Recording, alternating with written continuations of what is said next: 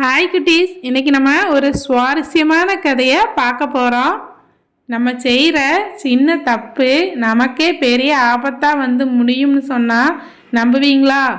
ஒரு அன்பான யானைக்கும் கோபக்கார தையல்காரருக்கும் இடையில் நடந்த அந்த ஒரு சம்பவம் தையல்காரரோட வாழ்க்கையே தலைகீழாக மாற்றுச்சு.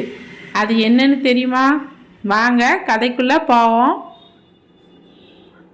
யானையும் தையல்காரரும். ஒரு ஊரில் ஒரு பெரிய யானை இருந்தது. அந்த யானை தினமும் குளிப்பதற்காக ஆற்றுக்கு செல்லும். ஆற்றுக்கு செல்லும் வழியில் ஒரு தையல்காரரின் கடை இருந்தது. அந்த தையல்காரர் மிகவும் நல்லவர். யானை தினமும் அவர் கடையை கடந்து செல்லும்போது அவர் அதற்கு ஒரு பழமோ அல்லது ஒரு துண்டு கரும்போ கொடுப்பார். யானையும் தையல்காரரும் சிறந்த நண்பர்களாக மாறினர். யானை தன் தும்பிக்கையை நீட்டி தையல்காரருக்கு வணக்கம் சொல்லும். ஒரு நாள் தையல்காரர் ஏதோ ஒரு கோபத்தில் இருந்தார்.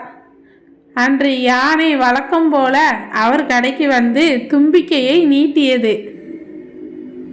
ஆனால் தையல்காரர் அதற்கு பழம் கொடுப்பதற்கு பதிலாக ஒரு கூர்மையான ஊசியை எடுத்து யானையின் தும்பிக்கையில் குத்தினார். யானை வலி தாங்க முடியாமல் துடித்தது. ஆனால் அது சத்தம் போடாம அமைதியாக ஆற்றுக்கு சென்றது. ஆற்றில் நன்றாக குளித்த பிறகு யானை தன் தும்பிக்கையால் ஆற்றுப்படுக்கையில் இருந்த சேறு கலந்த அழுக்கு நீரை நிரப்பிக்கொண்டது. திரும்பி வரும்போது தையல்காரரின் கடைக்கு வந்தது.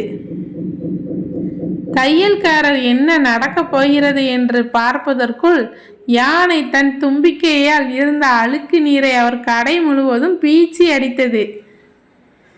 தையல்காரர் தைத்து வைத்திருந்த புதிய துணிகள் அனைத்தும் சேராகி வீணாயின. தையல்காரர் தன் தவறை உணர்ந்து மிகவும் வருந்தினார். யானைக்கு தீங்கு செய்ததால் தான் எனக்கும் இந்த நஷ்டம் ஏற்பட்டது என்று புரிந்து கொண்டு யானையிடம் மன்னிப்பு கேட்டார்.